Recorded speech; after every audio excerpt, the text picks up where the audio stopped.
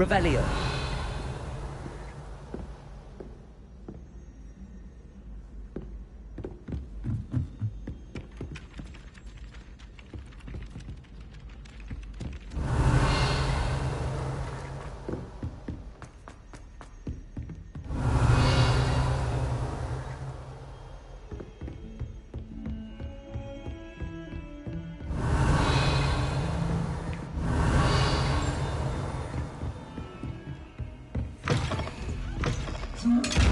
Revelio.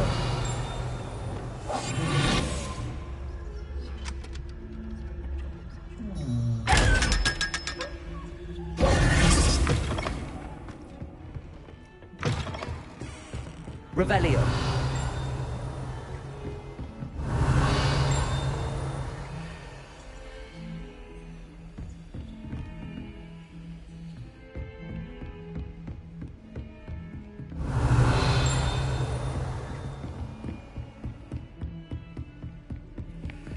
Aloha Mora.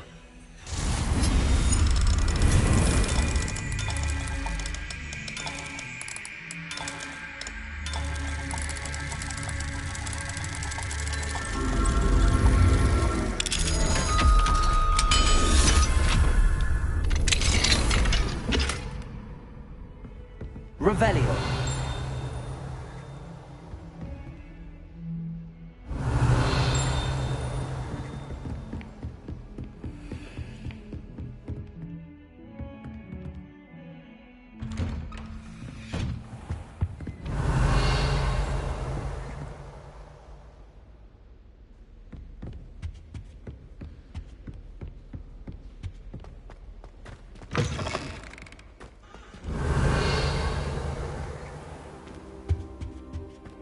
Revelio. What do we have here? A demiguise.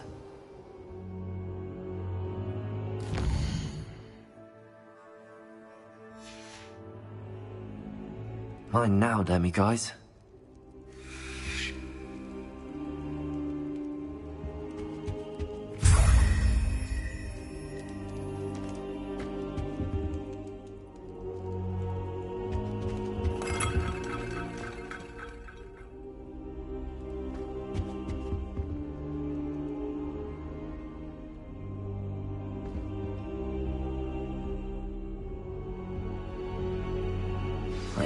Professor Fig, the Keepers have shown me where the next trial is. Has something changed? Lodgok and I have learned that the goblins are searching for another repository, like the one we saw at Rookwood Castle.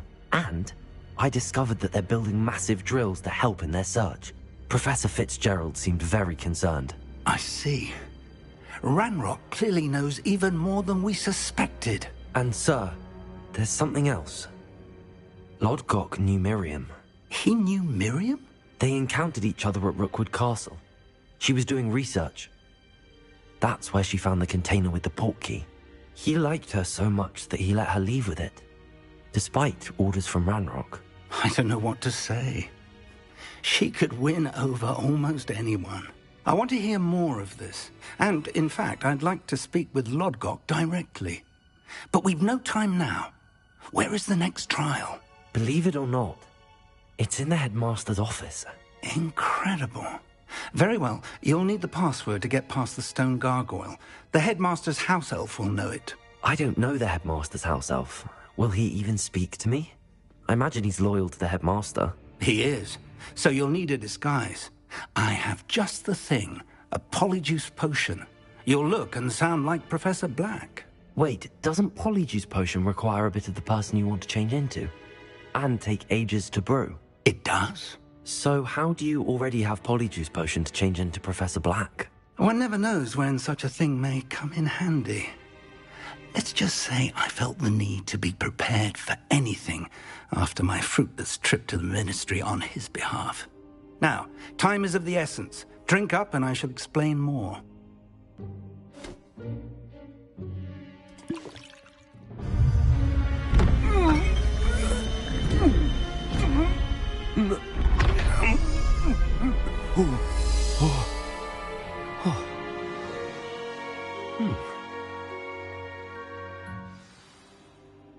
How do you feel?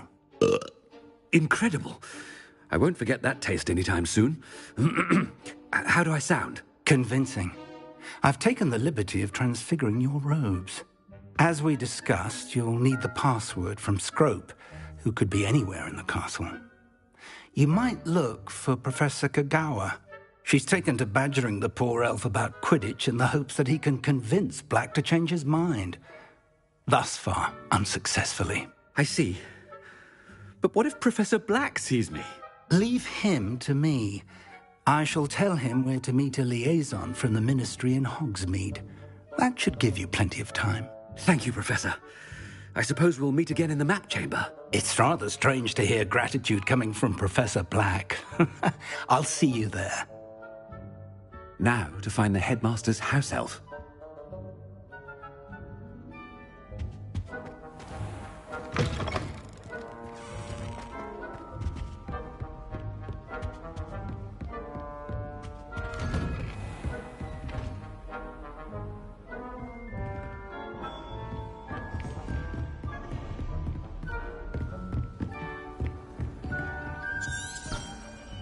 Do you have a moment, Professor? Professor, I was hoping to catch you. Places to be, Professor Sharp. Places to be. Of course, sir. Only, you'd asked me about a particular potion, and I did? I did, yes. Well, spit it out, Sharp. I don't have all day. Probably best not to discuss it here, sir.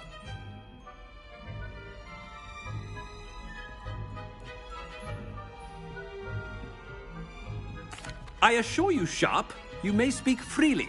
Very well. I've brewed the cure for boils you wanted. I can drop it by your office when it's convenient. Of course, yes. No need for all the cloak and dagger. Simply have a student deliver it. A student.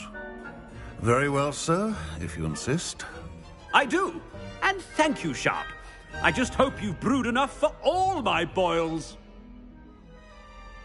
Now, to determine which student gets this rather unenviable task.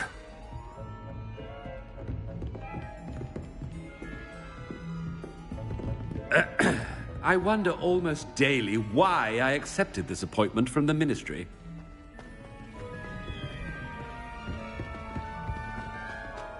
When I witness what passes for magic in these halls, I simply mourn for the future of the wizarding world.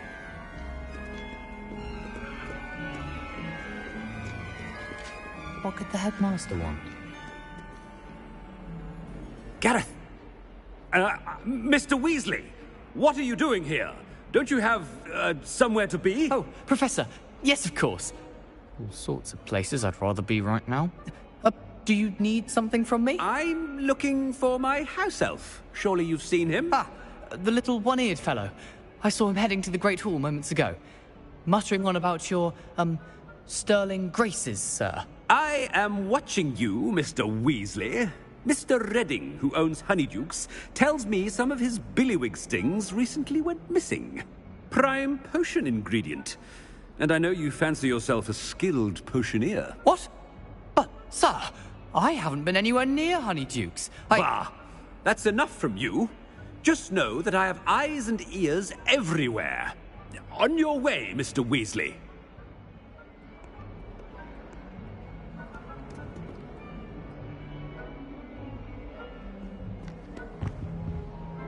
Well, there's one for my diary.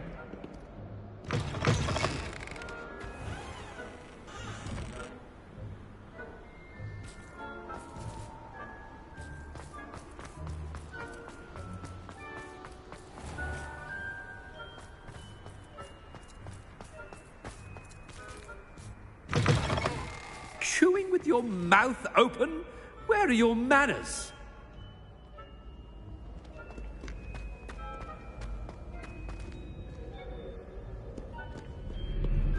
Headmaster? Here, what could he want? Mr. Gaunt, where do you think you're going?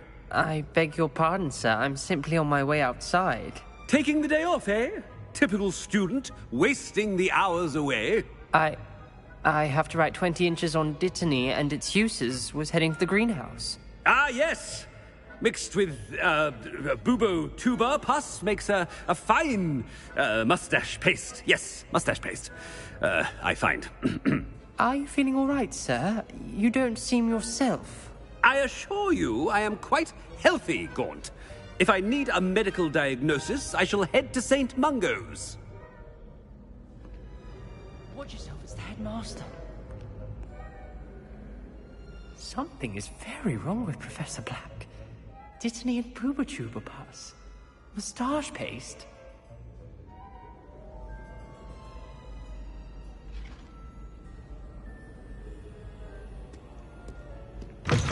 Stand proud, purebloods.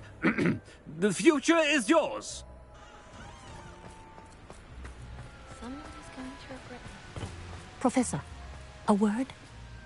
Professor Black, again, it is not too late to reconsider your decision regarding Quidditch. We could still have trials and a somewhat shortened season. It would be better than none at all. But the injury, Madam Kogawa. Professor, more than one student has taken a bludger to the head on our pitch. I dare say it knocked some sense into them. And they are fine now. The fact that it happened to be a pureblood, well, that's no reason to... What nonsense! That you would trivialize the health of a student over a silly game. A silly game? You are quite impossible sometimes. Sir, I've a good mind to write to the Department of Magical Games and Sports at the Ministry about you. I should think you'd have better things to do with your time. Now, where's my elf? Good day, Professor. And I spotted Scrope in the Great Hall. Seems to be avoiding me. I wonder why. Good day, Madam Kogawa.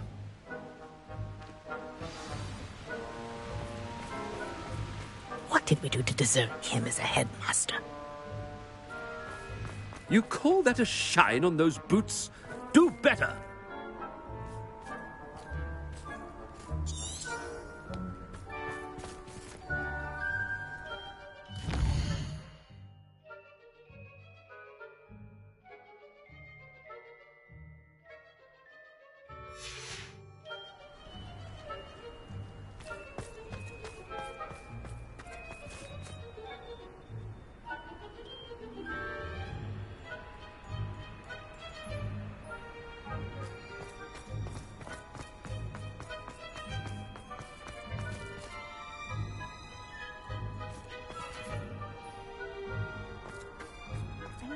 I'd actually enjoy herbology, but Professor Garlick makes it so interesting.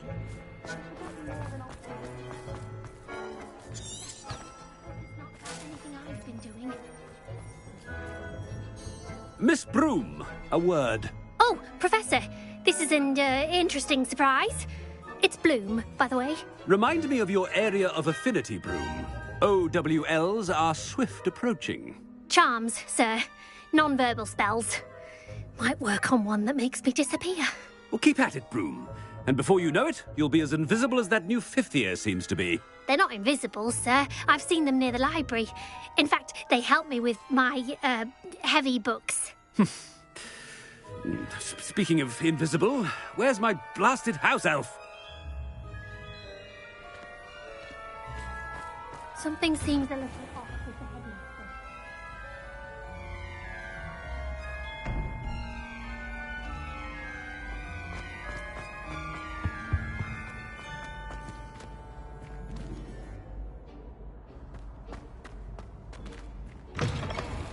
Greetings! I mean, out of my way, children!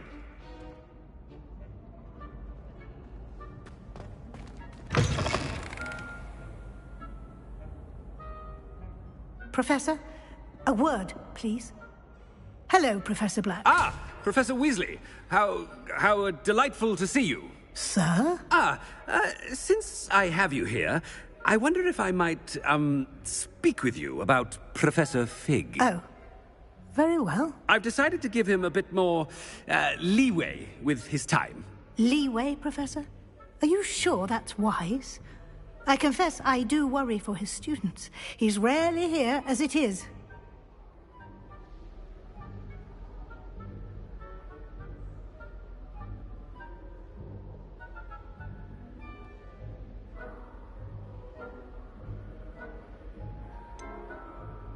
I realize that, and I'd like to keep it that way. I see. But, sir, if I may, I am wary of how much time the new fifth year seems to be spending away from the castle, supposedly on Professor Fig's behalf. I've heard unsettling rumors of their escapades.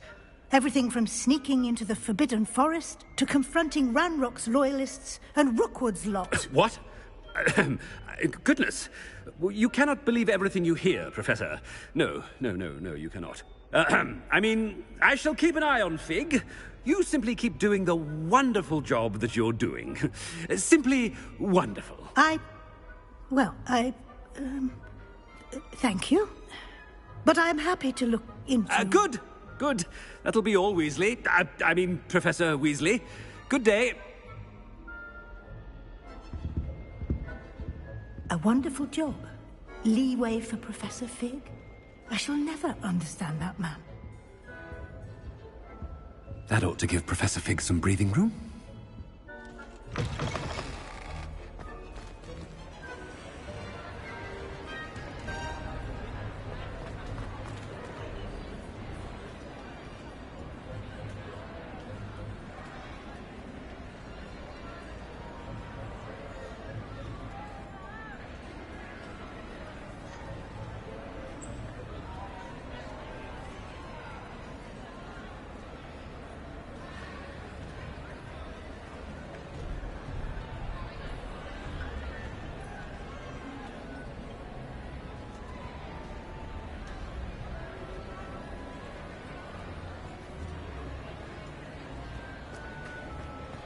Wait until Master sees what a wonderful job Scrope is doing.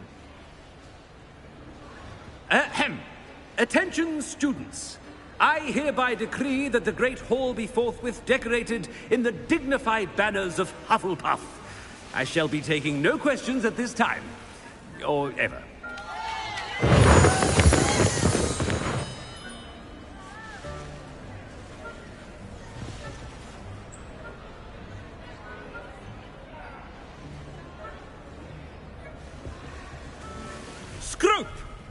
Greetings, Master.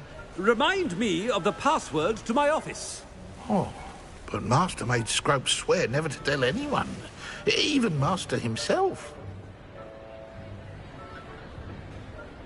How dare you question me? I've a mind to give you a matching set of ears. Yes, sir. Of course, sir.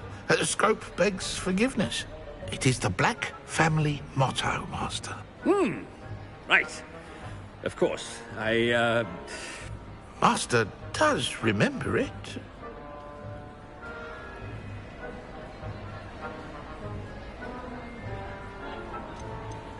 It's purebloods forever, isn't it? Close, Master. Scrope thinks Master is indeed testing Scrope. It is always pure. Obviously. And, of course, as Master knows, in French. Yes, of course. I order you to pronounce it for me. Oh, but Master knows that Scrope's French is most pitiful. Oh, very well. Toujours pur. Ha! Thank you. Never speak of this conversation with me or anyone else. Of course, sir. Scrope shall try his best to keep out of Master's way. The polyjuice potion's wearing off. I best get out of sight.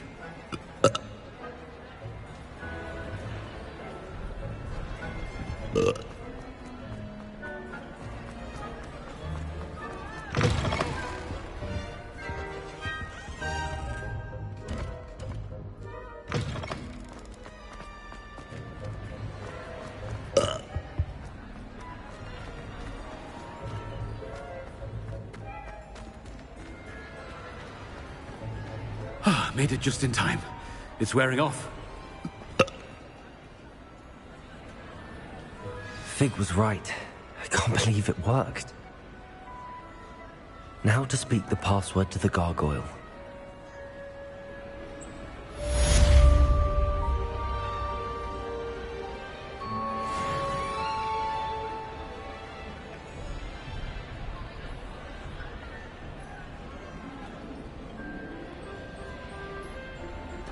Revelio.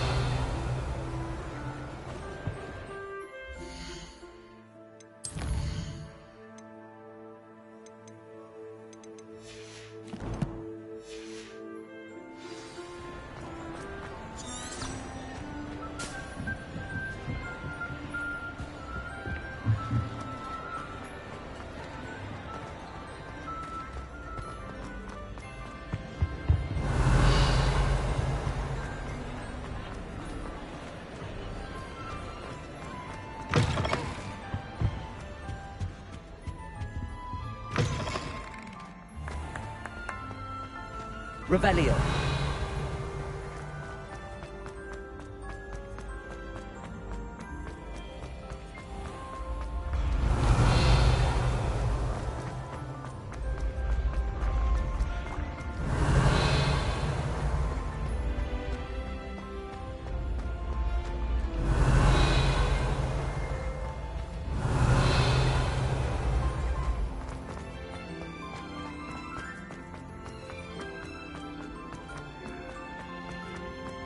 Revelio.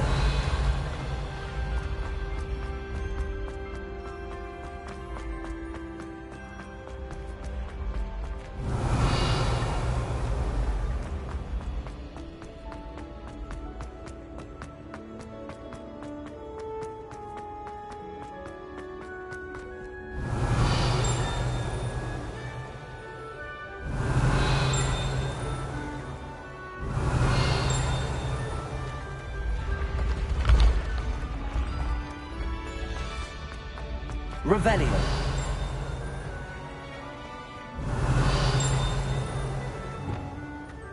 Confringo.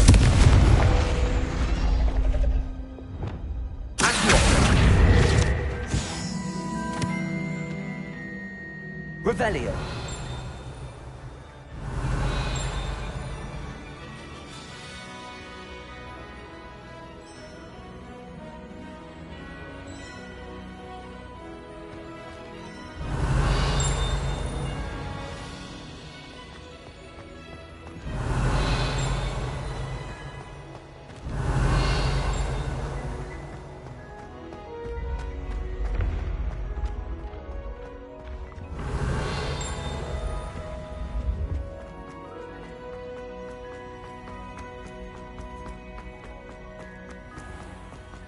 Revelio.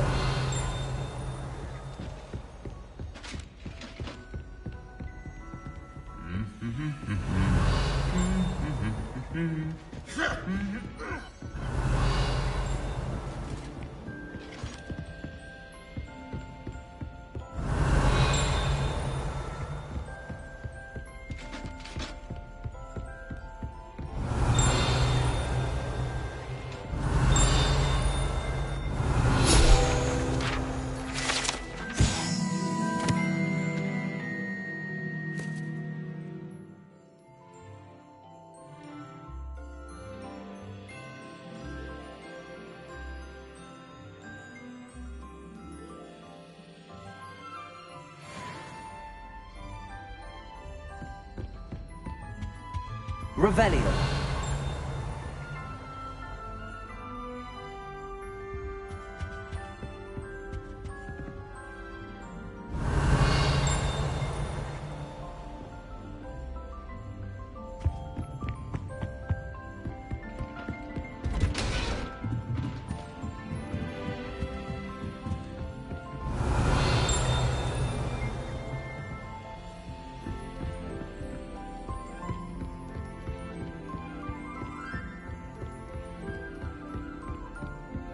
Revelio.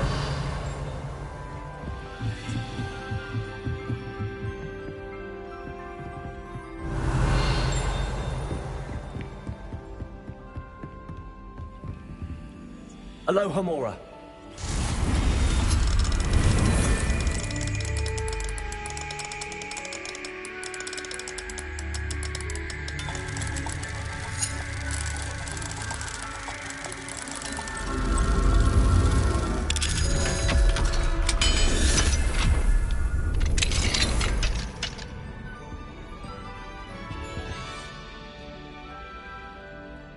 Revelio.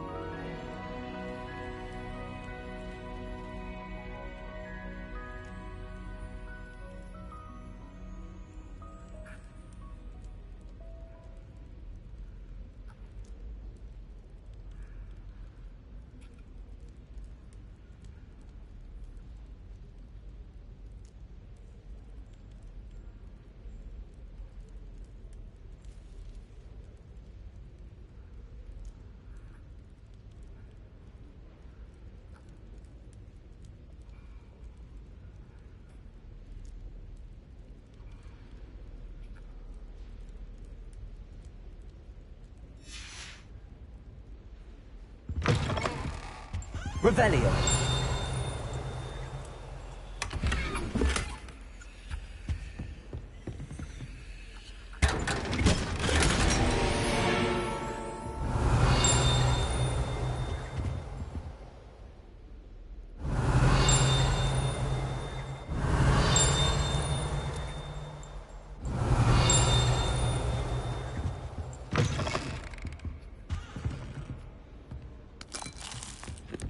Revelio.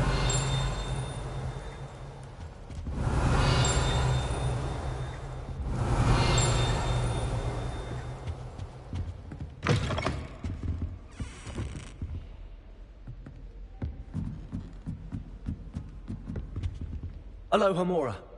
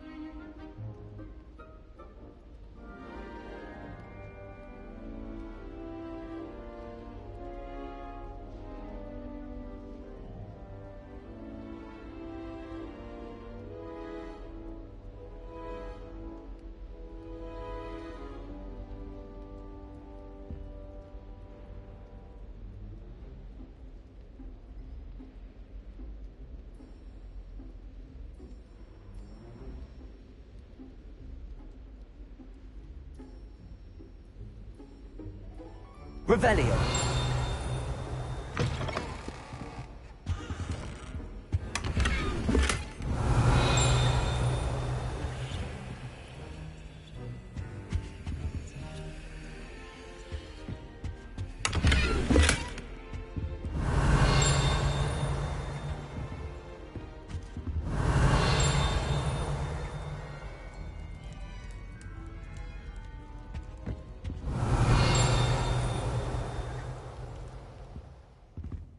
Revelio.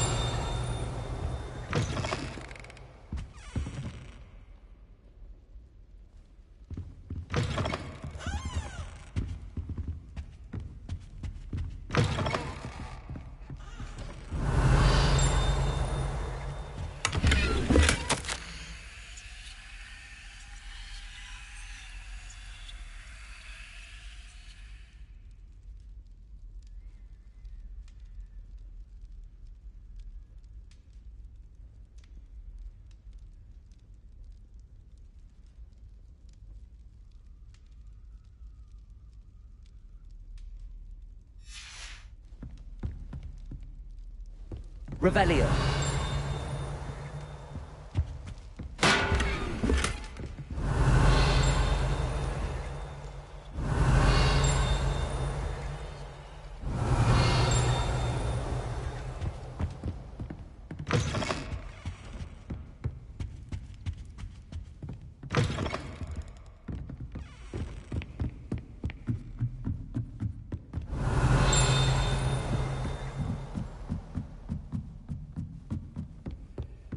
Revelio.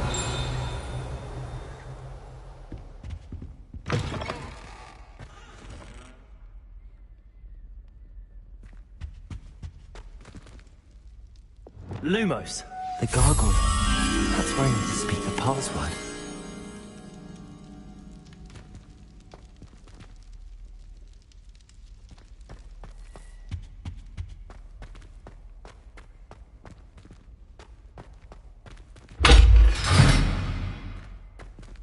Revelio.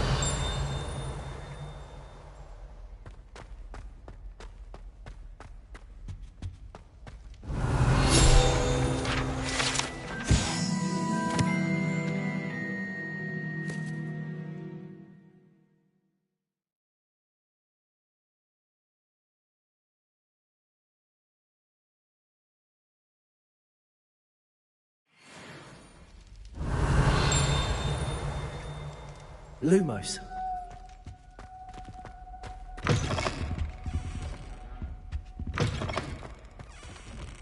Revelio. Lumos.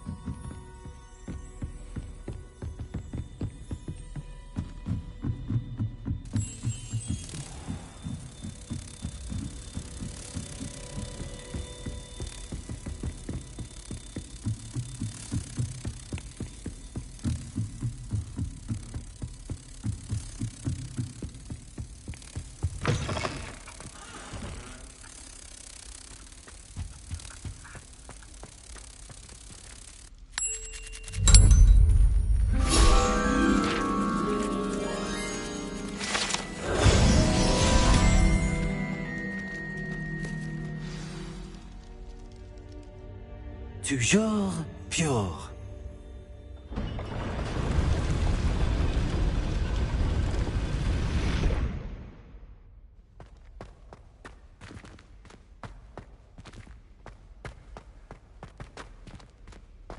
I wonder if all the elite wizarding families have a motto.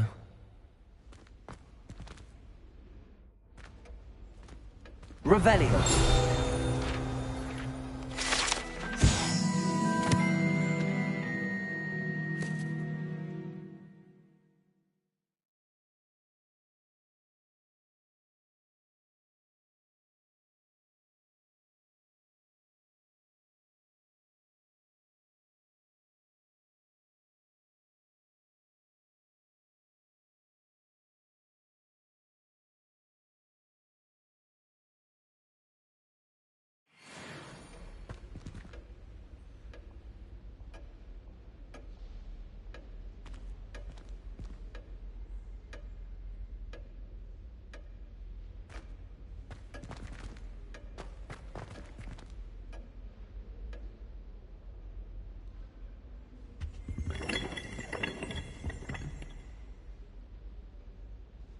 Revelio.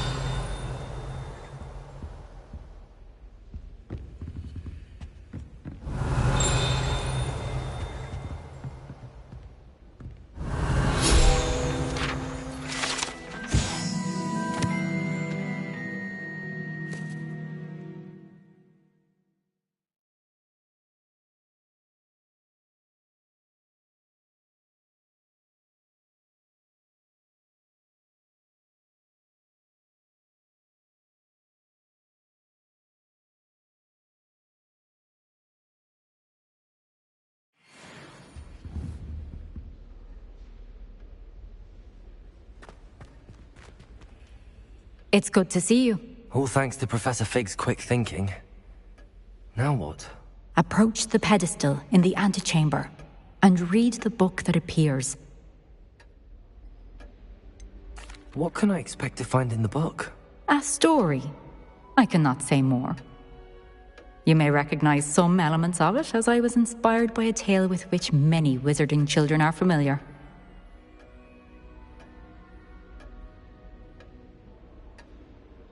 I suspect there will be more to this than reading a book. Your suspicions are correct.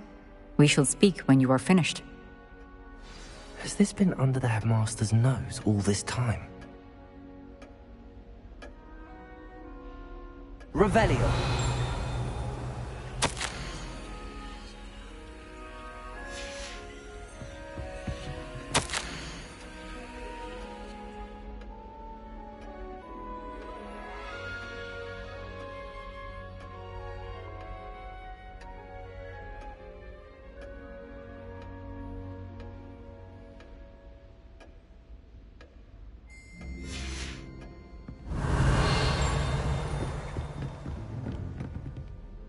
Revelio.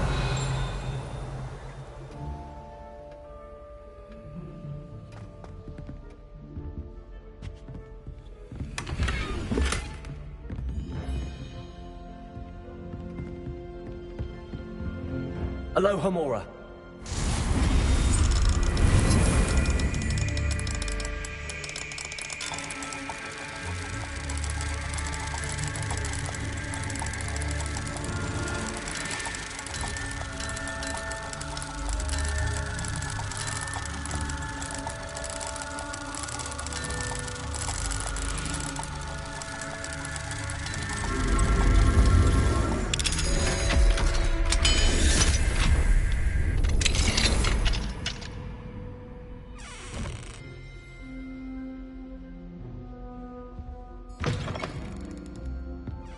Revelio.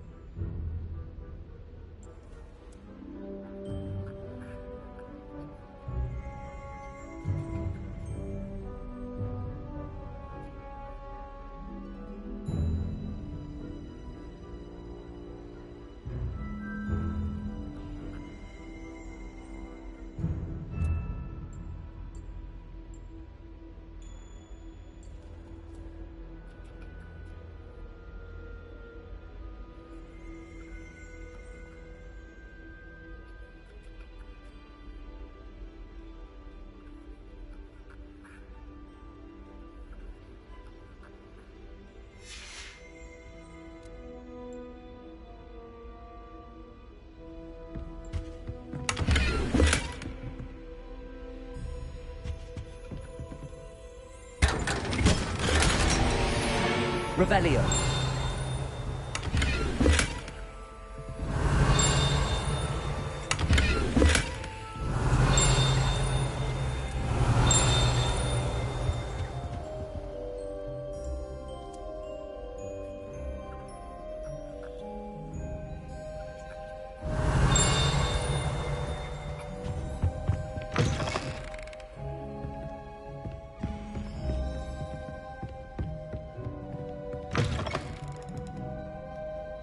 Revelio.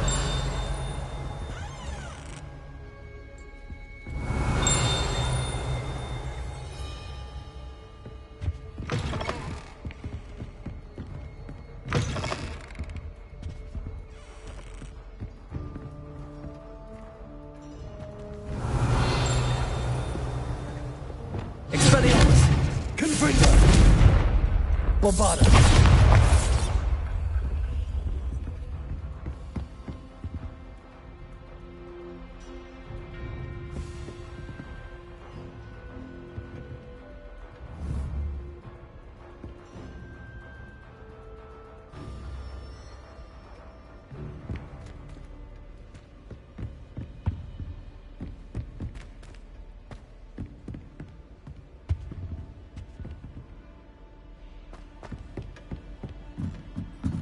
That must be the pedestal.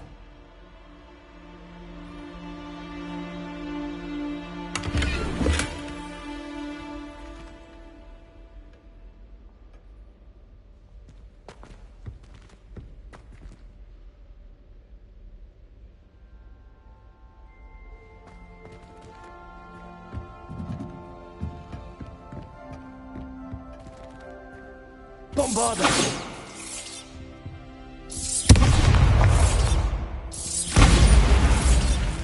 Confringo. Revelio.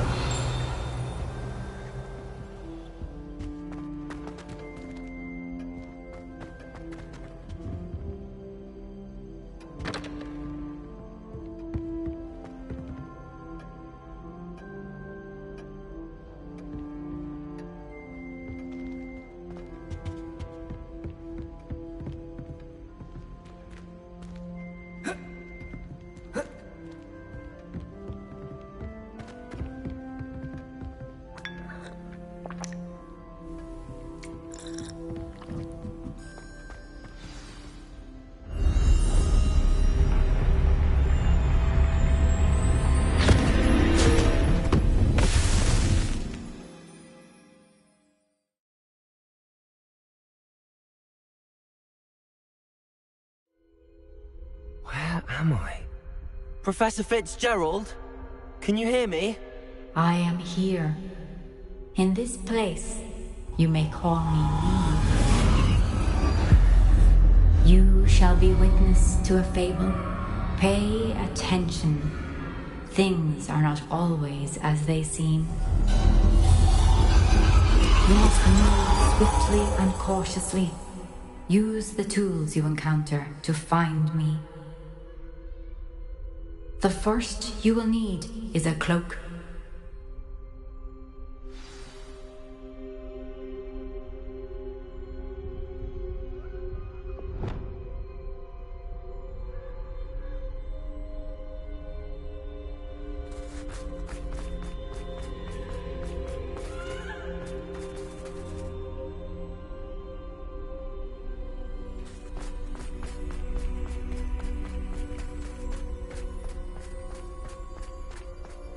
In this place, as in life, death takes many forms.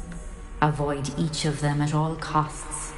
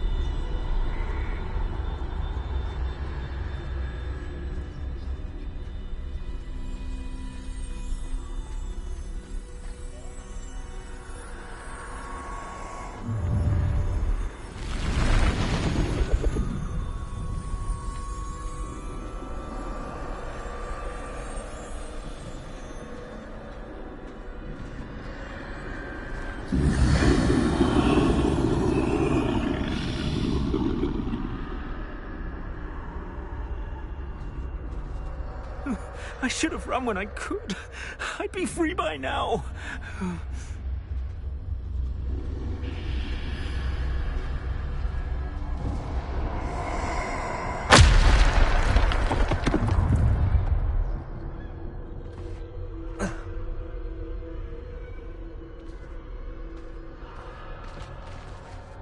They're gone.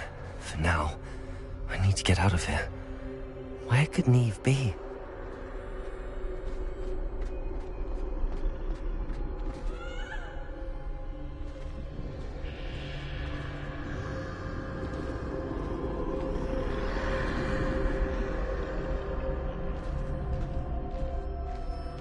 I need to time this just right.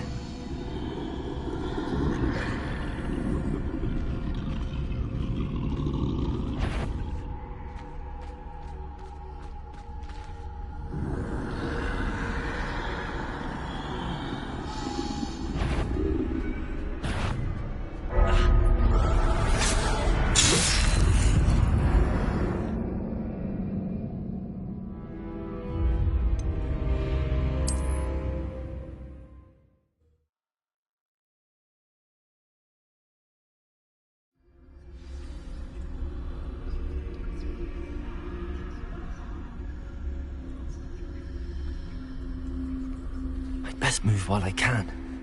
Neve must be here somewhere.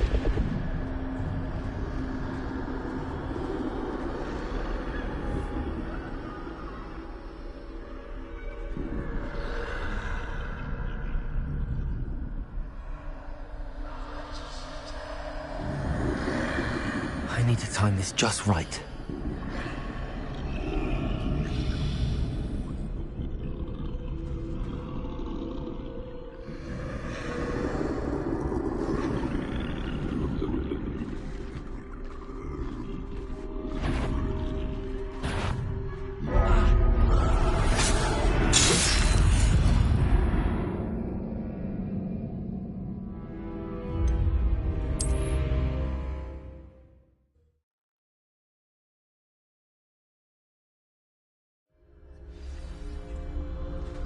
This is my chance. I'm coming, Neve.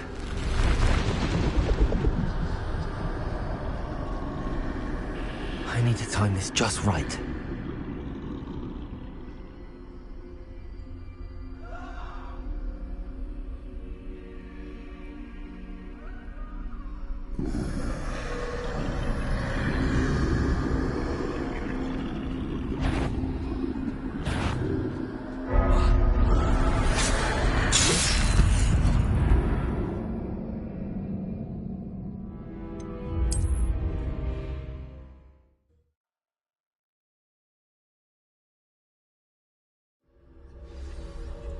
They're gone. For now. I need to get out of here. Where could Neve be? I need to time this just right.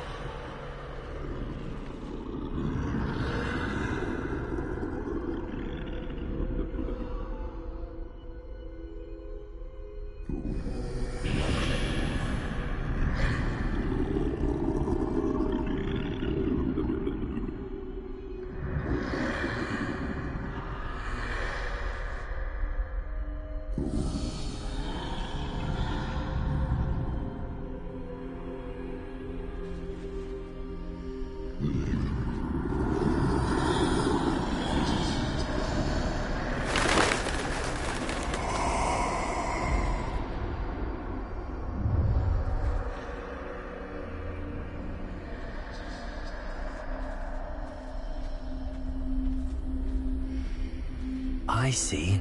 A staircase straight ahead.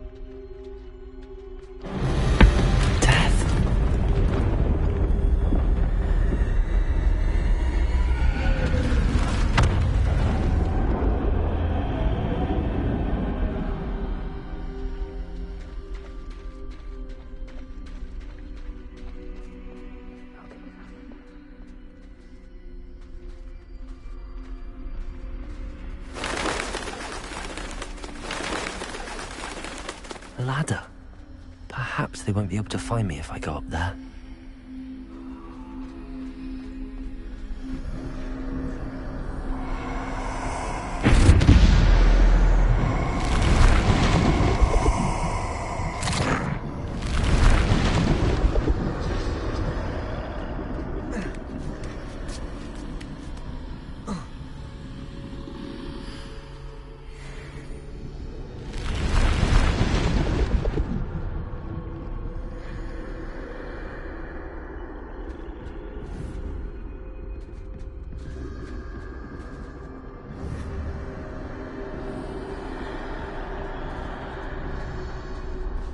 Best move while I can.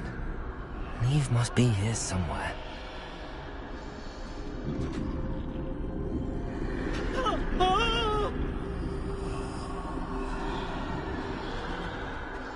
I can't stand this much longer. I need to get out of here.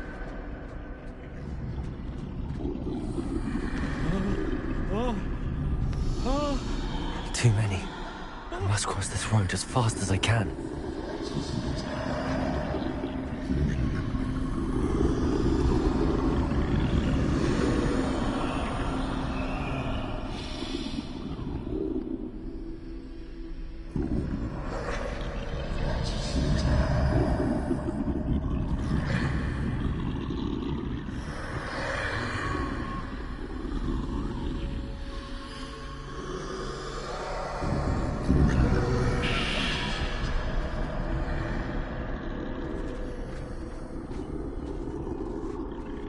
That's where I need to go, but I need to find a way past them.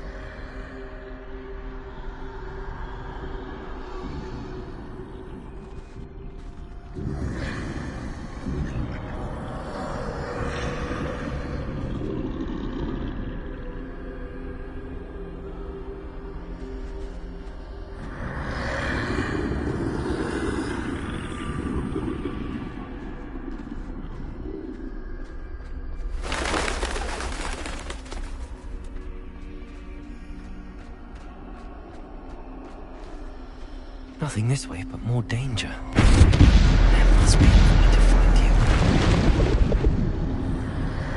I need to turn back. There's no getting past them that way.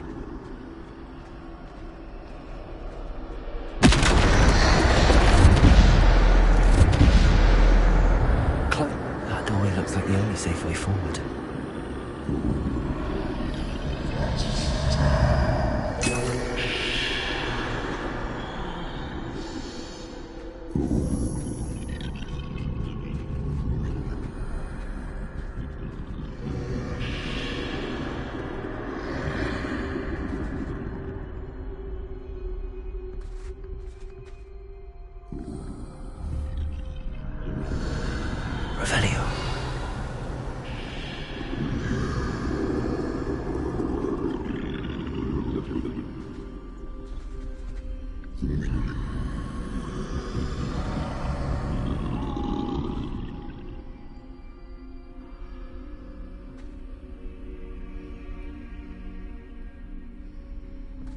Now's my chance.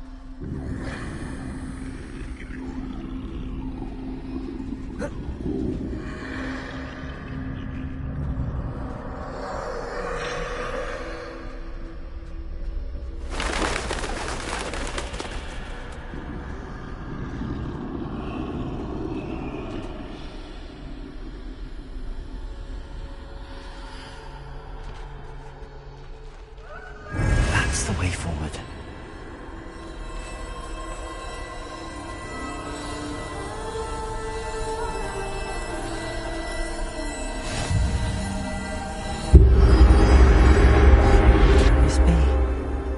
I think I'm invisible.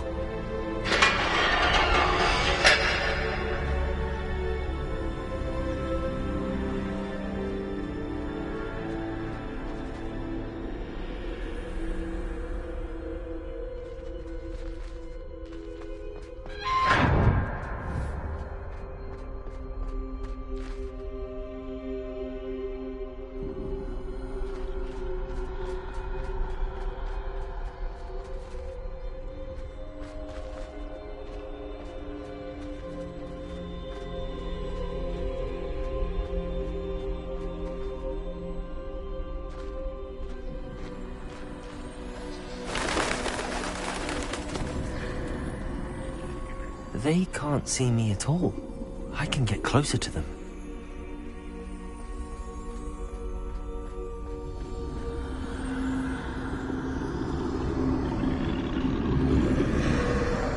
This is the way forward.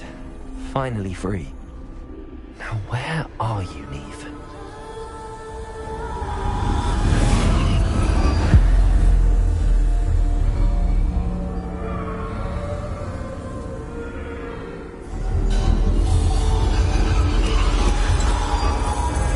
Outrun death thus far, but have yet to find me. Keep searching, but this time you will be unable to hide. Wield the wand you see before you.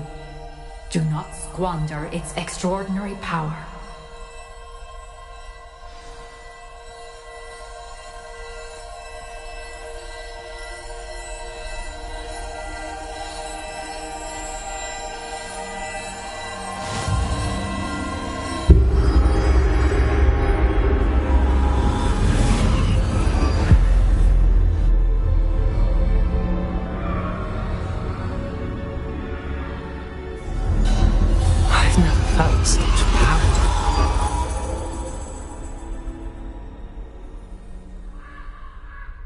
Bombarder! Defender! Depulso! Descendo!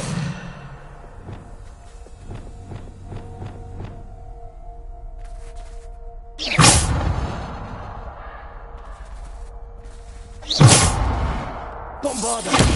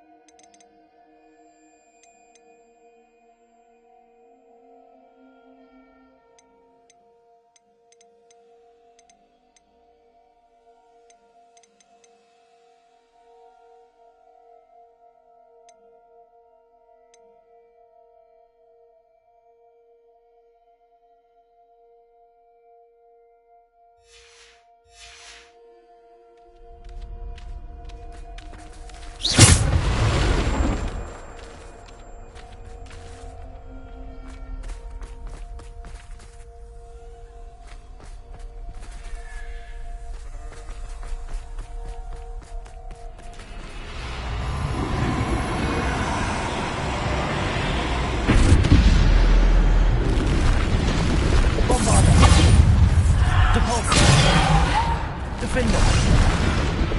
Descender.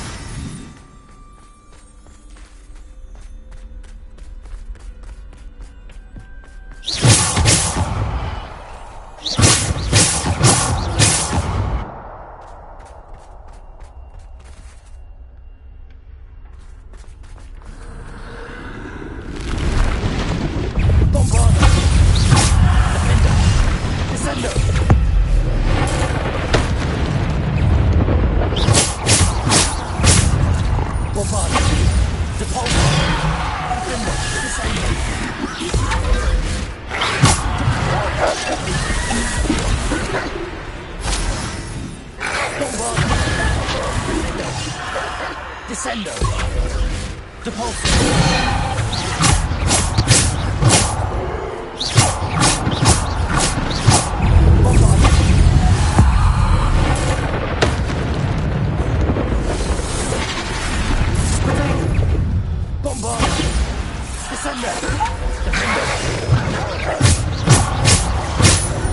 Defender. Bombarda. Devolver. Defender. Defender.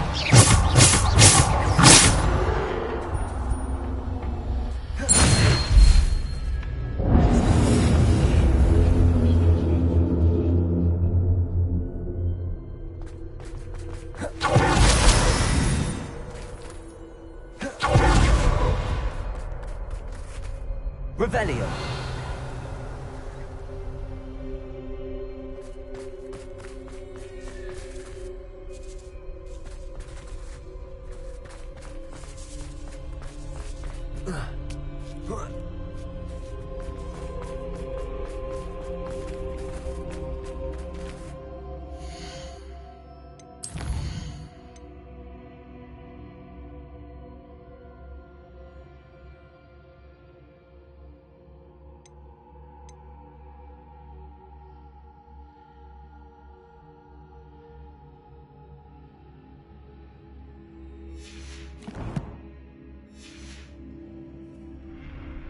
Revelio.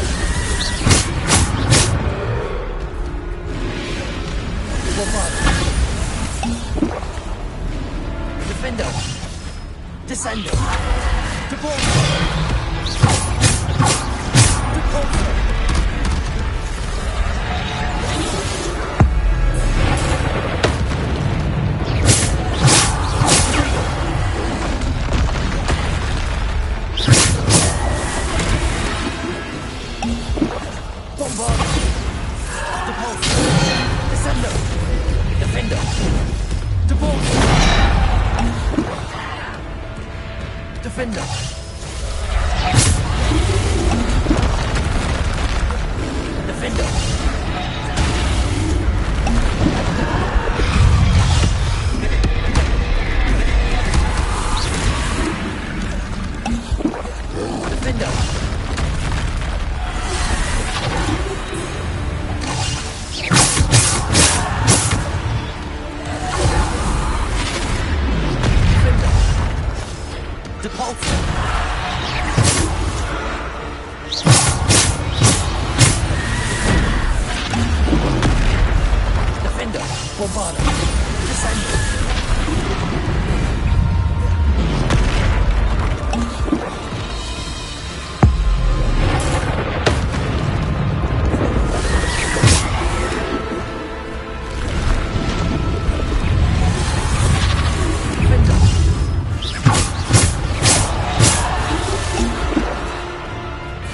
Defender!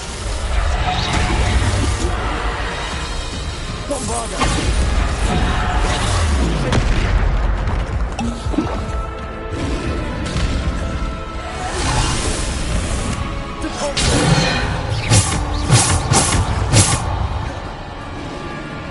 Defender! Descender! Bombarder!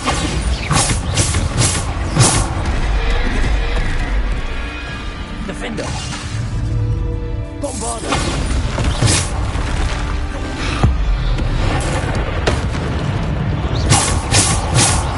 Defender! Bombarder! Descender! Depulsor! Defender! Bombarder! Protector! Stupid! Depulsor! Bombarder!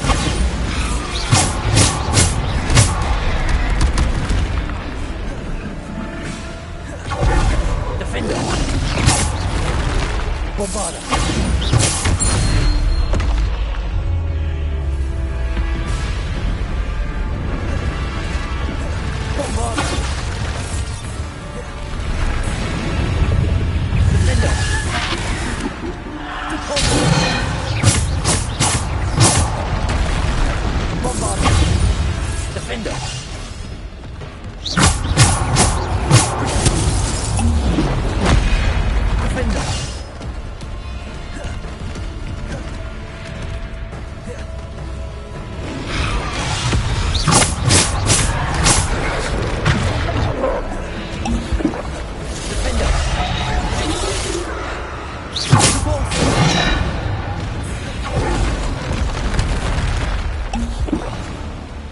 Defender! Bombarder!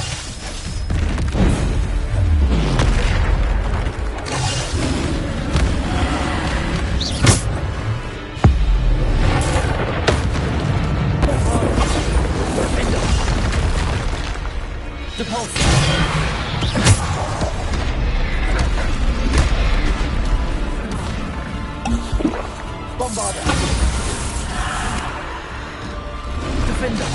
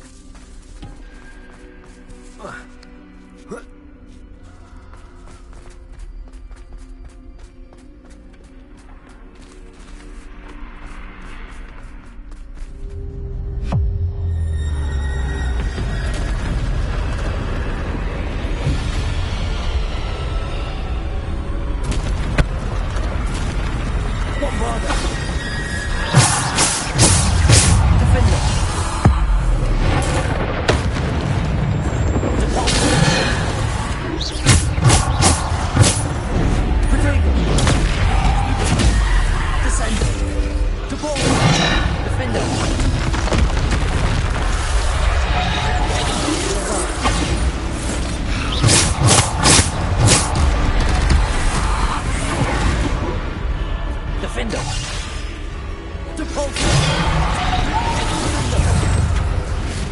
Bombarder.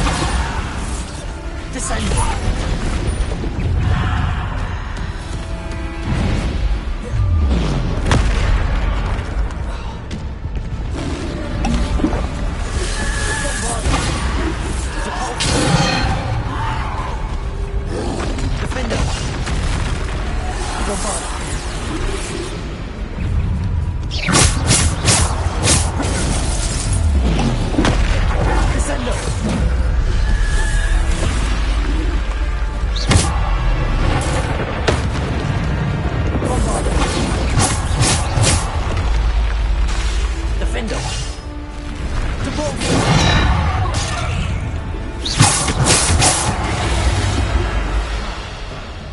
Defender.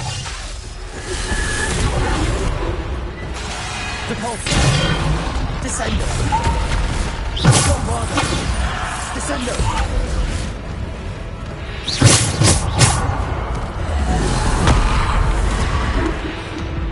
Bombarder.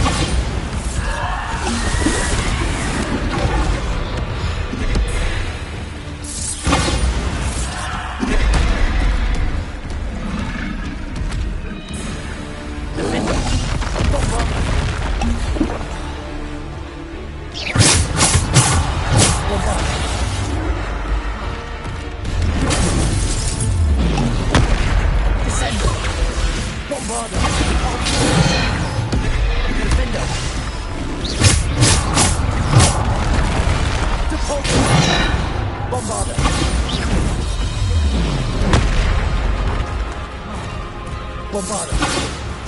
Defender.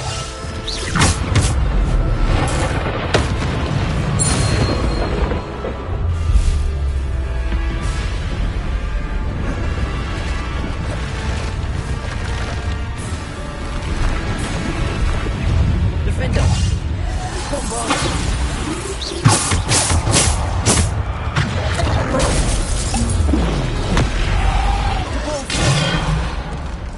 Defender. Descender.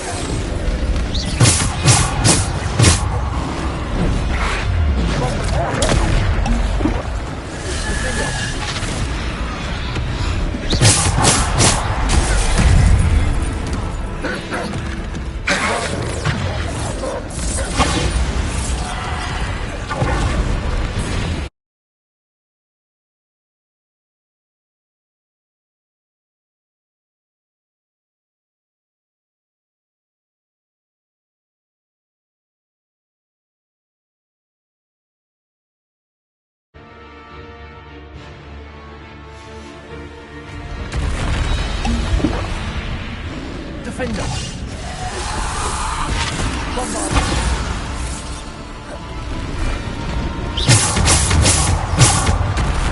Defender.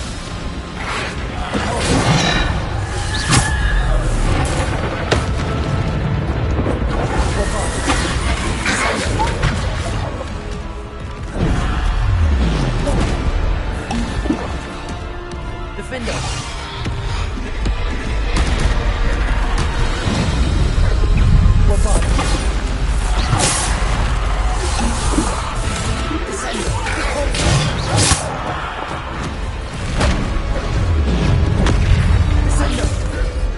Bombarder.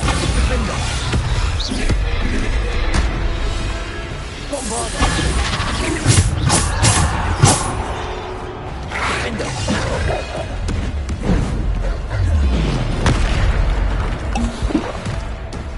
Bombarder. Descender. Defender. Defender. Defender. Defender. Bombarder. Defender. Defender.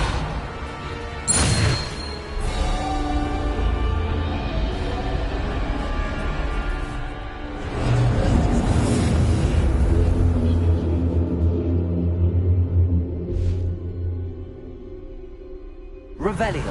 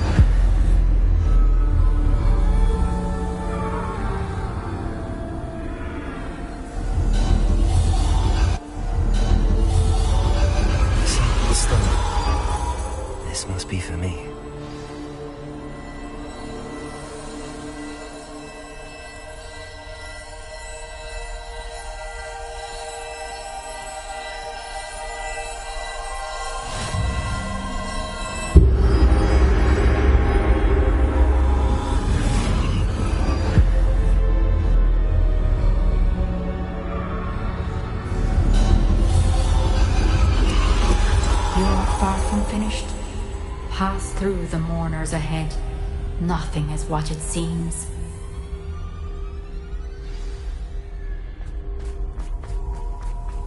I can't believe she's dead.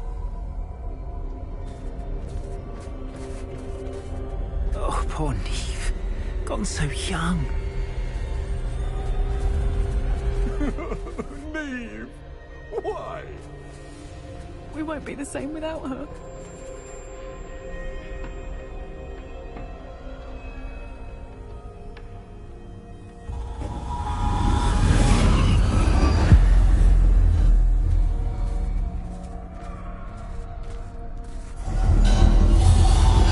You found me, but you cannot undo what has been done.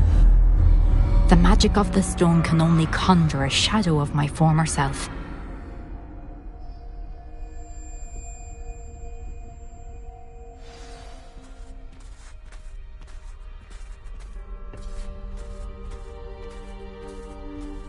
But there is no light without shadow, as there is no shadow without light. Simply because you can eliminate darkness does not always mean that you should.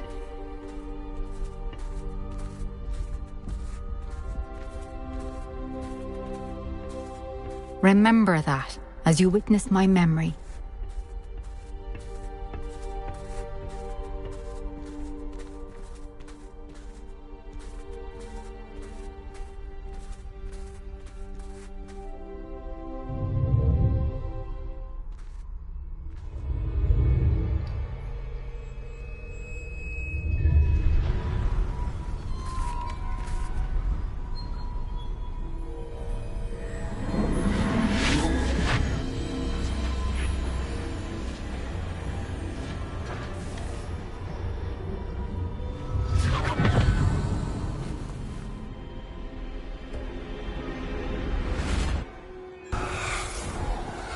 Isadora, what you did for your father was remarkable. Well, wasn't it? And Percival needn't worry about the strands of emotion or the traces that this magic leaves. I found a way to contain all of it. You haven't stopped. Goblin Silver. You spoke to a goblin about this. Don't worry, he has no idea what we're containing. We don't know what effect any of this may have. The emotions, the dark traits. You sound like Percival. And as it happens, I do know. It is a source of strength, of focus. Somehow it enhances my ability to wield magic. I don't follow, Isadora. I think we can harness it. Power like this is not to be toyed with. In the wrong hands, You saw what I did for my father. Oh, Neve, imagine the good we could do. Everyone is in some kind of pain.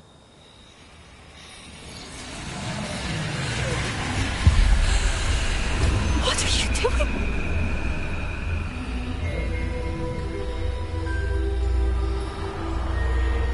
Breathe it in. Can you feel it? Oh, Isadora. This must stop. All of it. You've kept this power to yourselves for so long because you fear it. I choose to embrace it.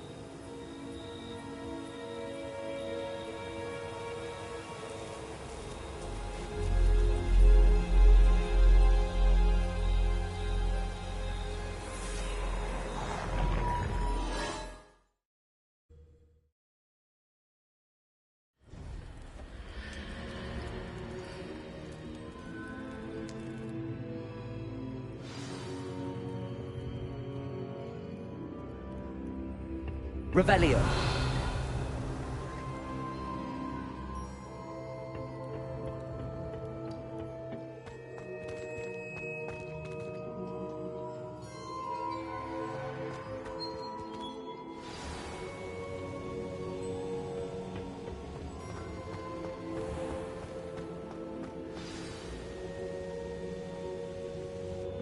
Is it true? Has someone completed the first 3 trials?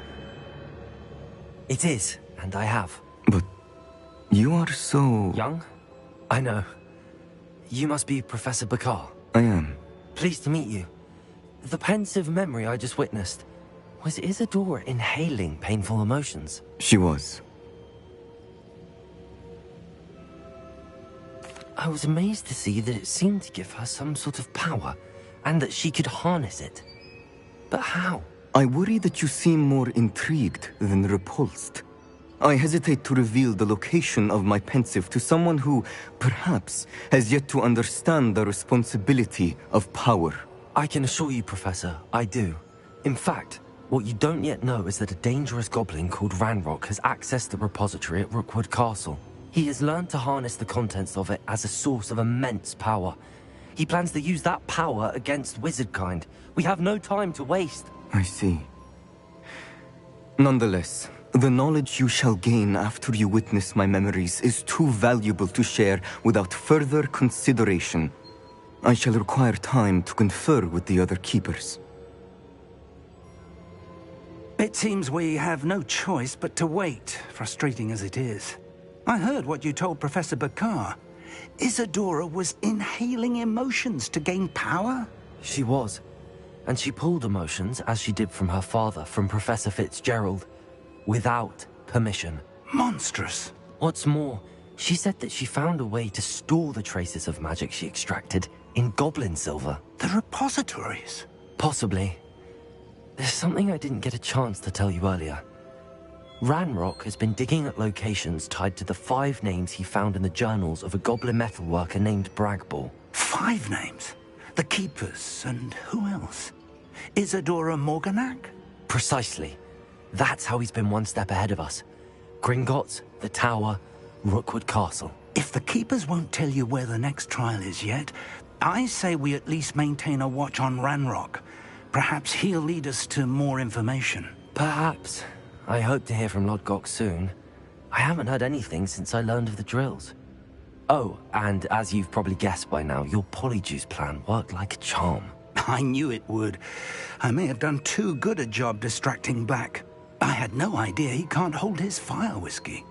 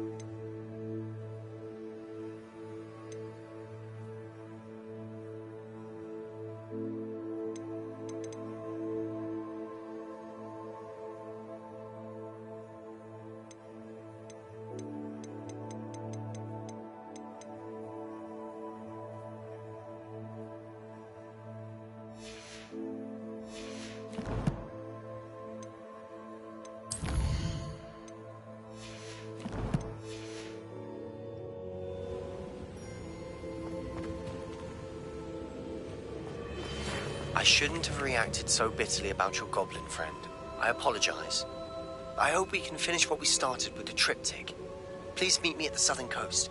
We can search for the final canvas piece.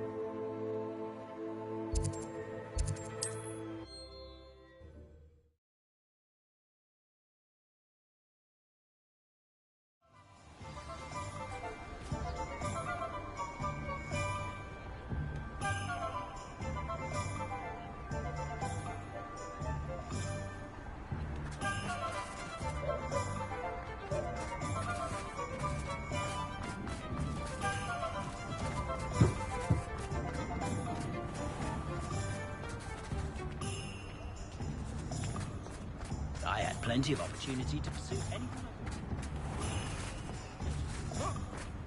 Revelio.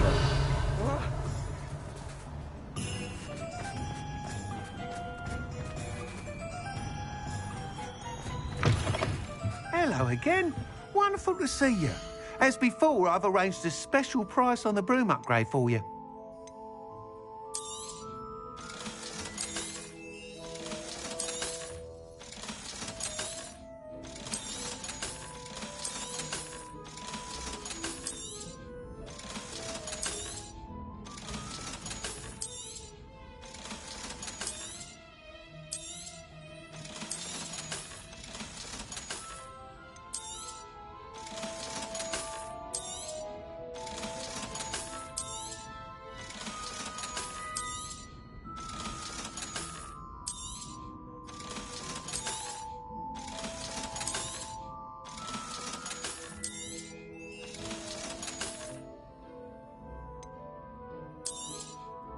You'll be thrilled with that broom, I promise you.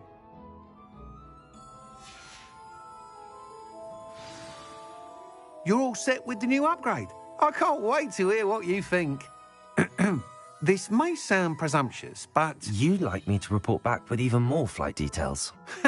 You know me well. I feel I'm almost there. I just think I can improve broom flight a bit more.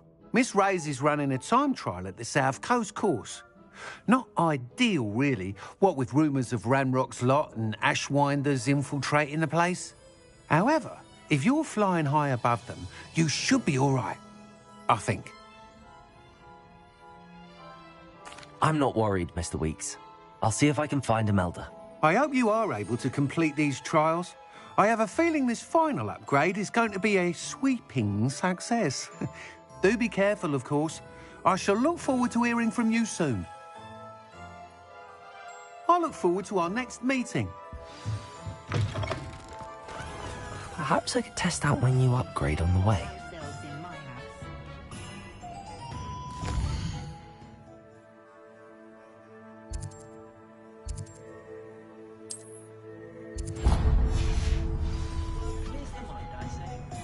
I don't think anyone at the Ministry... Revelio.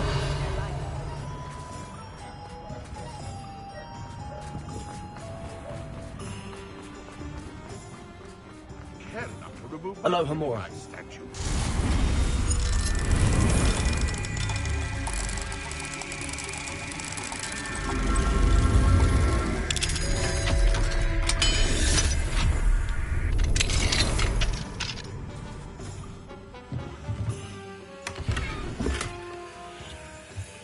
Revelio.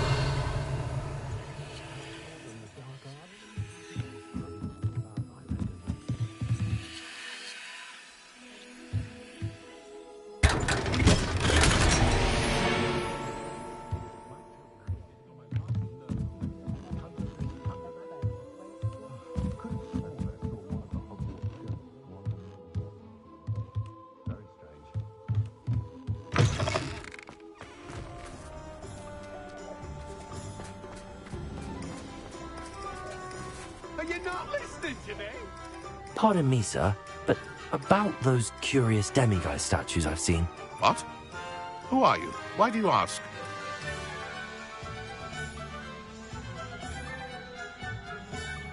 They're quite clever. Oh, thank you. A lot of craftsmanship and care went into them. I assume. So you did create them? Yes, I did. It was a ploy to give that pathetic oaf Moon a taste of the grief he caused me years ago.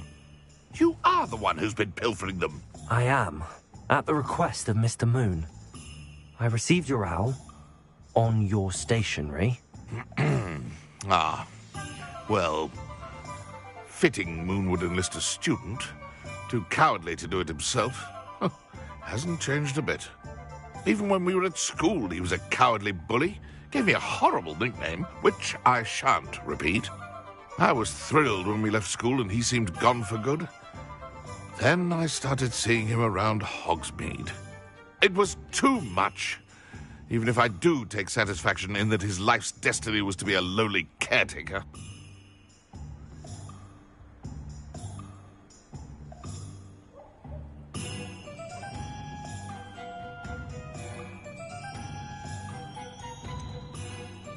He is a bit much for a caretaker, but he means well, and he's terrified of those statues. I know. You should have seen his face when that boggart appeared. Oh, priceless. That's when I knew what I needed to do. I simply didn't want to encounter him anymore. So, I shrewdly put a boggart in his path to learn his greatest fear. I then created the demiguise statues to keep him in his place, so to speak. The moons were an inspired play on his name. It worked brilliantly. Until you started clearing them out. Sounds as if Mr. Moon deserved what he got. But perhaps it's time you both moved on. Fair point, I suppose. If they've terrified him, as you say, he may have learned his lesson. You think you're safe now, but just you wait.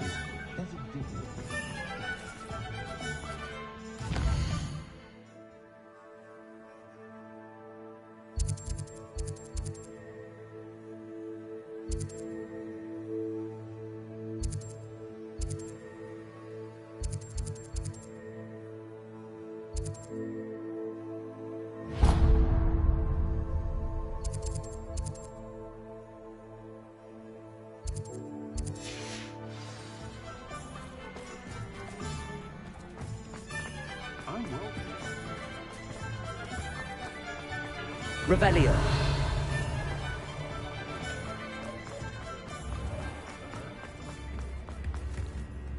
Is everything all right? Oh, bless you. Oh, thank you for asking. I'm Betty. Betty Bugbrook. And no, everything is not all right. It's my dear friend Hazel. Oh, she's in trouble. Hazel? Yes. Oh, she's a unicorn. Known her for years. She doesn't like to leave the forest, so I visit her once a week to brush out her mane and bring her some treats. Her coat is glorious. Well, the last time I saw her, we were violently attacked by a pack of wolves. Hazel, loyal friend that she is, leapt in front to protect me, and in the process, I fear she may have been injured. I'm sorry to hear that. I want to help her, but she seems to have gone into hiding. Out of fear, I'd imagine. I know you Hogwarts students learn a fair bit about caring for beasts. Perhaps you could find my unicorn friend and get her somewhere safe so that she can heal. How did you become so close with the unicorn? It was luck, truly. I came across her when she was a little golden foal. Didn't even have a horn yet. Oh, she trusted me straight away. We'd play together for hours. Oh, I do hope she'll be all right. Unicorn hair is a valuable wand core, and I suppose losing a hair or two mightn't hurt her. But I'm terrified those poachers will want her for her blood, to keep themselves alive. And that is more than I can bear to think of. I'll keep an eye out for your unicorn friend and take her to safety if I see her. Oh, you've a good soul. I can always tell. Please, don't risk your own safety, though. I don't know precisely where she is, but I can tell you that her den is north of Hogsmeade. And although I haven't been able to brush her lately, I imagine she still has the brightest, most beautiful coat of her entire herd. Remember, you'll know her by her brilliant coat. And be warned, she's a stubborn girl. She may need some convincing to come with you. I need to look for a unicorn with a beautifully bright coat. It sounds as if she's in trouble.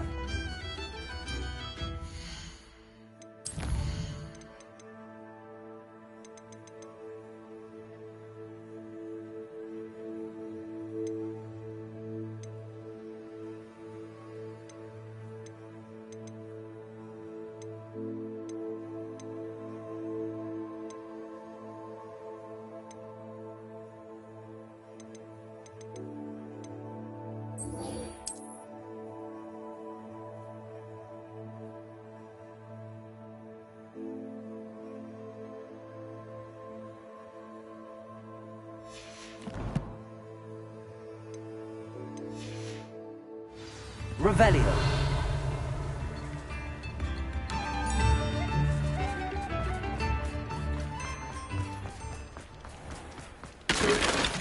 Alohomora.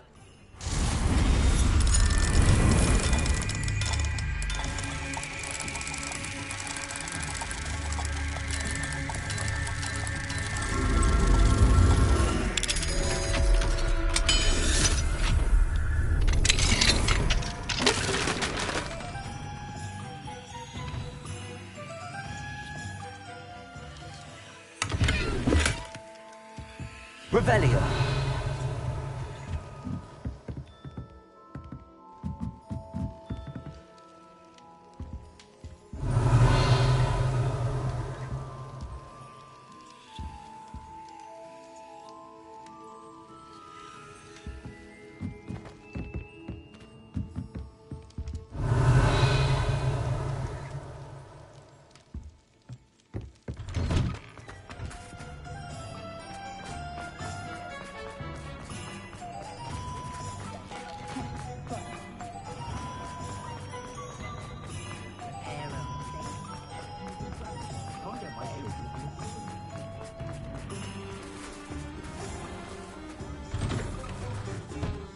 Revelio. Always nice to see a familiar face.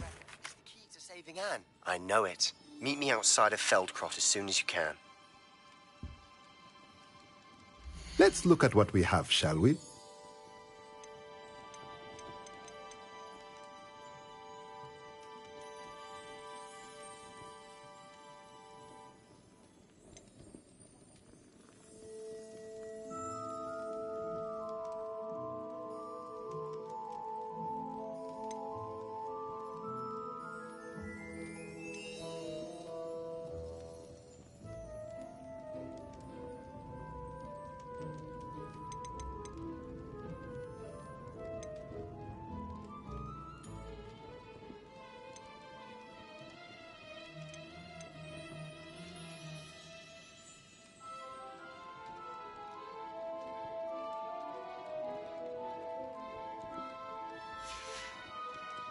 Let me know if there's anything else I can do to help.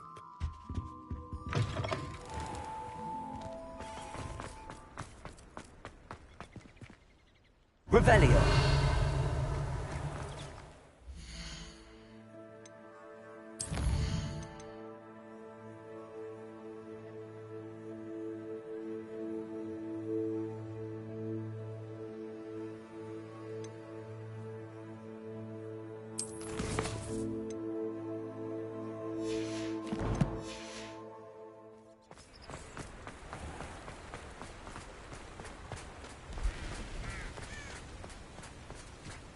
Revelio.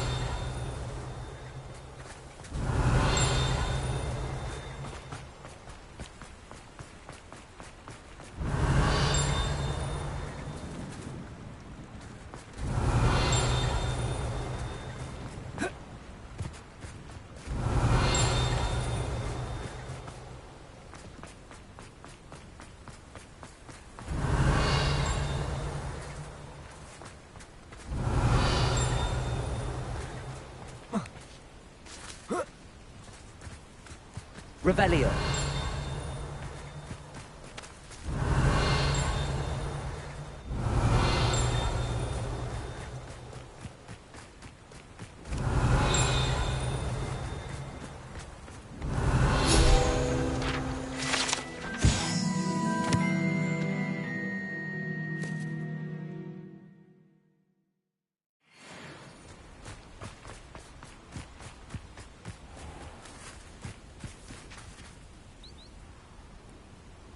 Are you ready to put an end to Harlow?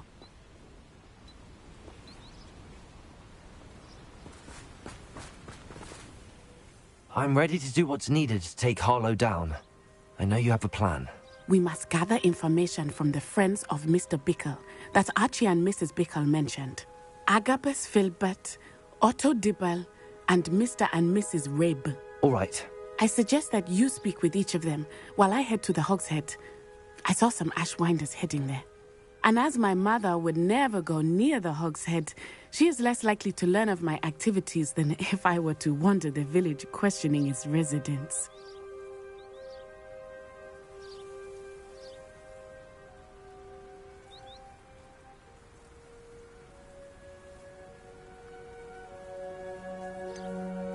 Where am I to find these friends of his? I do not know about Mr. Rabe, but his wife, Daisy, is often in Hogsmeade, as is Agabus Filbert. And Otto Dibble, he works at Gladrags, so you will likely find him there. What sort of information am I trying to gather from these people? They may know what evidence Mr. Bickle had against Harlow, or they may have evidence of their own. We simply need to know whatever they know. Very well. I'll speak with them, see what I can learn. I knew I could rely on you. We need to know how they are being blackmailed by Rookwood and Harlow. Meet me here after you have spoken with them. Hopefully, by the time you return, I will be able to move a bit more freely.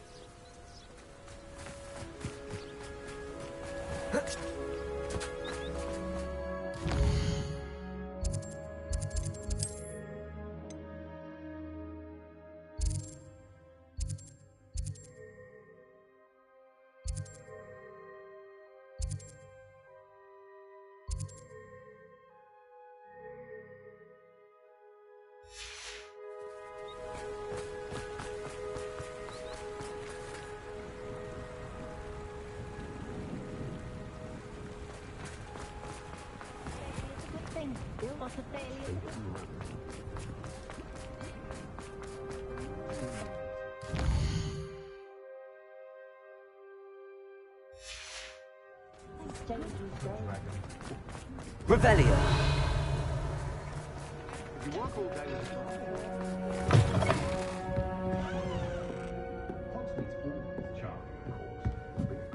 Mrs. Rabe should be nearby.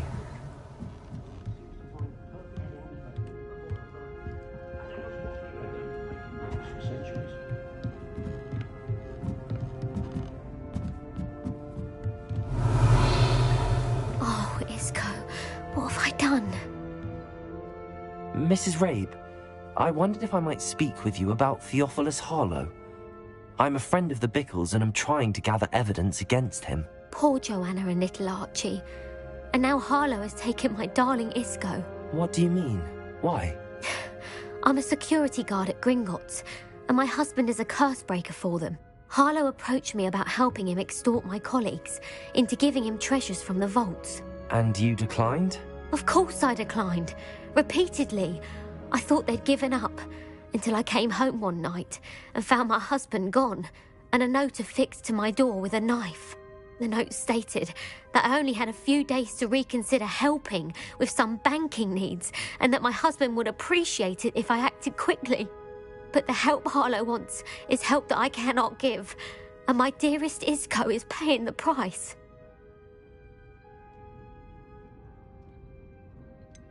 Why wouldn't Harlow extort your husband? Isco's job is even more removed from the vaults than mine. He travels the world for the bank. He could do nothing for Harlow. I'm the one in the bank on a daily basis, which evidently makes me an enticing target for blackmail. Have you helped Harlow since your husband was taken? No, I'm worried sick about Isco, but he'd never want me to compromise my integrity. I also know that he's extremely clever. That said, I was hoping he would have escaped by now. It makes me concerned as to why he hasn't.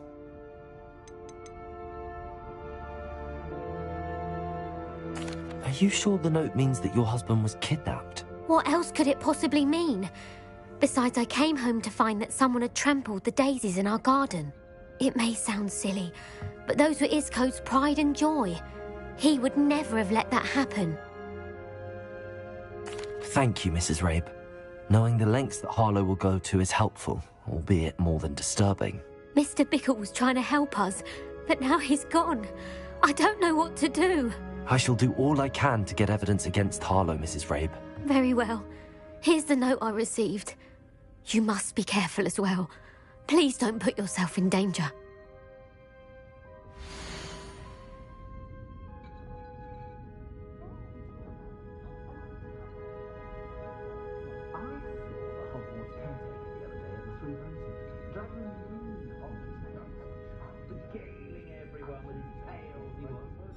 Some evidence worth hanging on to. Thank you. I hope it's not too late. Now, to find Mr. Bickle's other two friends.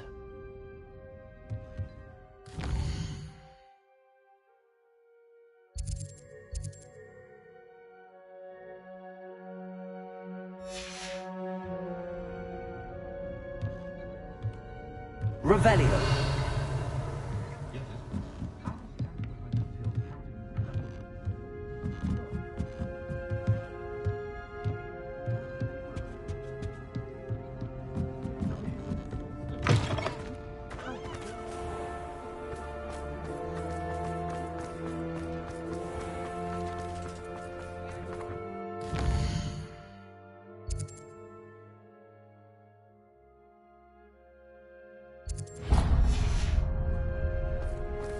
Otto Dibble works at Gladrags.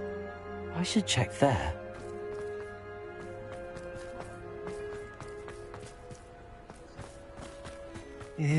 Please tell me you didn't take it, but perhaps it's been here all along. Mr. Dibble, may I speak with you? It's about Theophilus Harlow. I've nothing to say about him. May I interest you in a stunning cravat today? Please, sir, I'd like to help. I spoke to Mrs. Bickle. You know the Bickles? All right, but we must be discreet. Can't have Mr. Hill hearing this. I know Mr. Hill. He was kind to me the day of the troll attack. Oh, he's a good man, but even he wouldn't understand about Harlow. It started a few weeks ago. I was distracted, reading a note, when you-know-who came into the shop. I hid the note behind the counter and offered to help him. He stared at me for a moment, then asked me to check on an order he'd placed. I went into the storeroom to check on what turned out to be a non-existent order. When I returned, he was holding the note. What was in the note? It was a note from Rosie Hill, Mr. Hill's daughter. You see, we've been, well, secretly engaged these past 6 months. We haven't told Mr. Hill yet.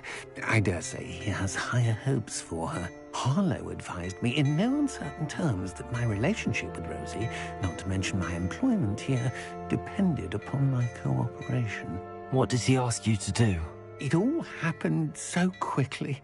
In an instant, he took a very expensive scarf from the counter, pocketed it, and smiled. He said, "Your secret is safe as long as I can supply my lady friend with delightful items like this every so often." I've been able to cover for his requests until now with some creative bookkeeping, but I can't keep it out for much longer. I'm terrified to say anything. I could never live without Rosie. Could you give me a bit more detail about the note? That might help me to identify it should I come across it. It's on Rosie's special pink stationery. It has her monogram at the top, RH. That's how Mr. Hill would know it was real. What have you been doing to keep the extortion a secret? Well, as I mentioned, creative bookkeeping. And I've also been trying to cover the costs with my own savings, but I'm running out of money. Of course, none of this bodes well for my efforts to improve my circumstances and to be worthy of Rosie.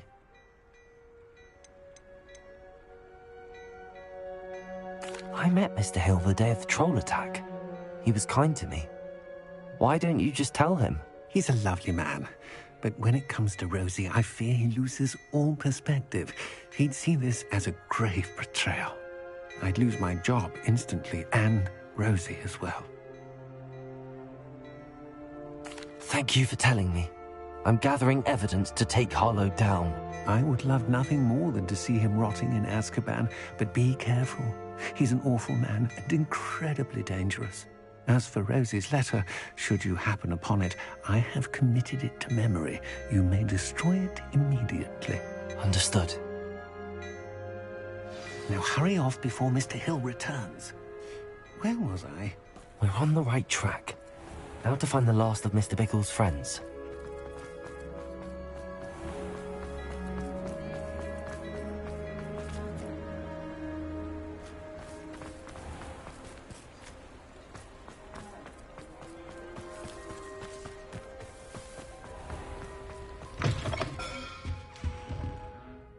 Now, what sorts of beast byproducts might you be looking to acquire?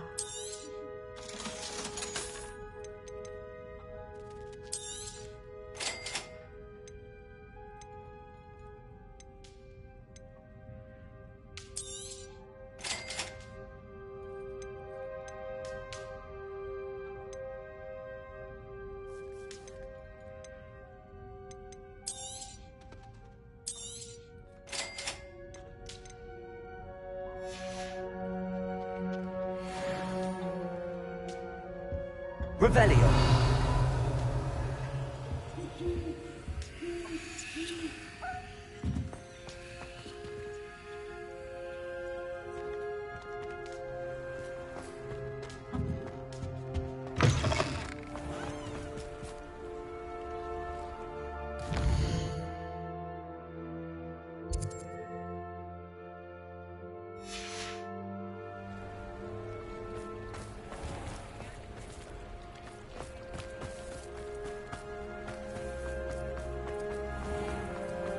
Just trying to practice.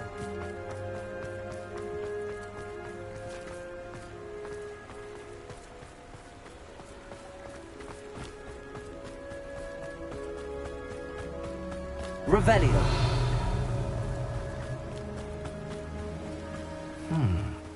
Agabus Filbert must be around here somewhere. Hello there. Hello, Hamora.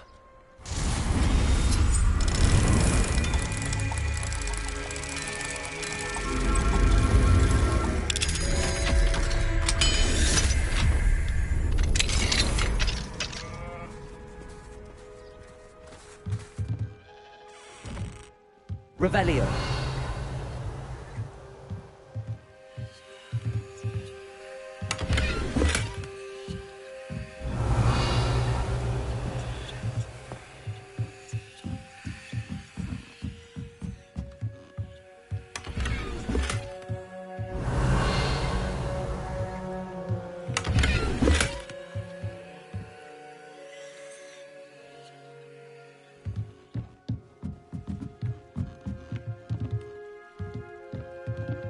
Yeah. Good.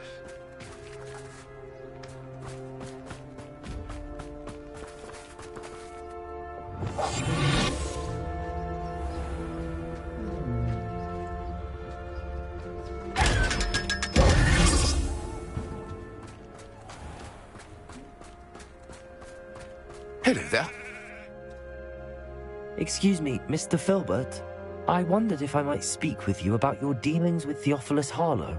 I hope to ease Mrs. Bickle's mind by gathering evidence against him. Oh, tragic what happened to Bickle. He wanted me to speak out against Harlow for an act of violence committed against me.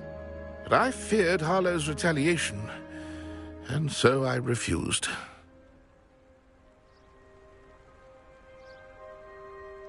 If you had spoken out against him as Mr. Bickle asked, perhaps Harlow would be locked away by now. Perhaps. But perhaps I would have suffered a similar fate. You said that Harlow committed an act of violence against you. Could you tell me what happened? Before my extraordinary wife, Dulcibella, passed away, she had just completed a small book of poetry. As a surprise for her birthday, one she never had the chance to celebrate, I had the book beautifully bound and plated in gold. One day, Harlow came calling to punish me for having spoken out against the Neanderthals that comprise Rookwood's lot. Before I knew it, I'd been petrified, and Harlow was rifling through my home. He found the book of poetry, with its exquisite gold plating. I watched helplessly, lying there in my entranceway as he walked away with the book, laughing as he went. I was shaken to my core. Still am, to be honest. I imagine you fear Harlow retaliating again, but do you mind if I share this information with Officer Singer?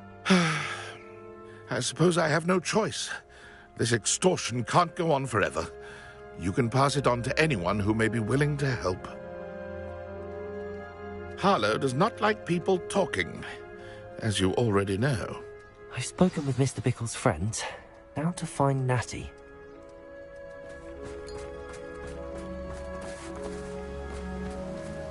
Revelio.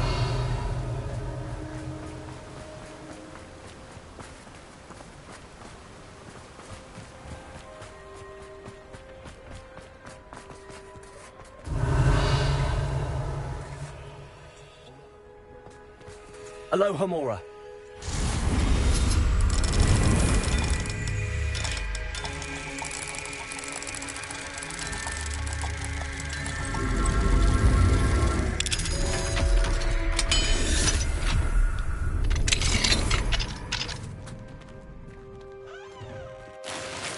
Revelio.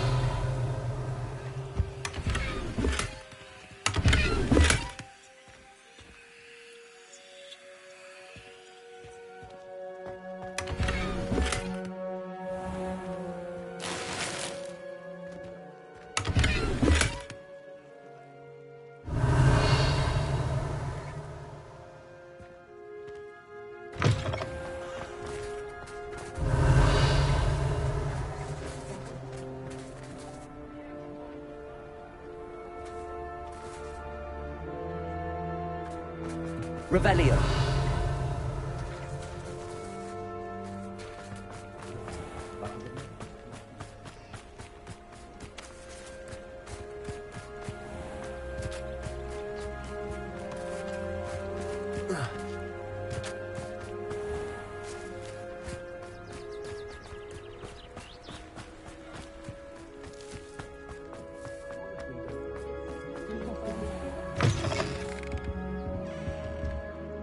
Let's look at what we have, shall we?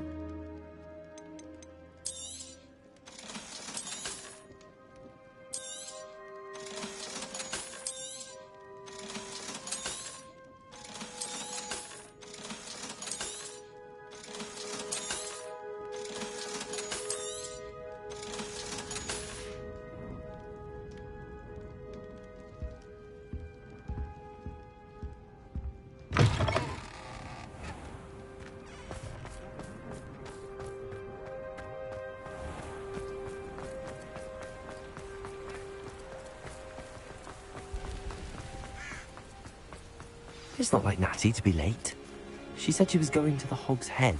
Perhaps I'll find her there.